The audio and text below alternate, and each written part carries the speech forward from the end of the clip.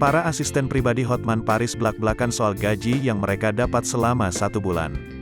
Diketahui saat ini pengacara kondang Hotman Paris memiliki lebih dari 40 asisten pribadi atau ASPRI.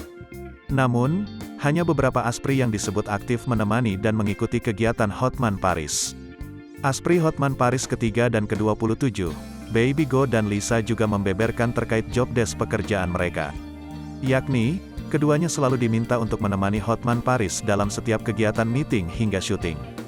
Lisa mengaku mendapatkan gaji lebih dari 15 juta rupiah selama menjadi ASPRI Hotman Paris. Lisa mengungkapkan soal pencapaiannya. Dikatakannya, sebagai ASPRI ke-27 dan baru bekerja selama 3 bulan ia sudah akan membangun rumah pribadi di tempat asalnya. Sementara itu, Baby Go sebagai ASPRI yang lebih senior ikut membeberkan soal pencapaian. Selama bekerja dengan Hotman Paris, ia kini sudah bisa membuka usaha.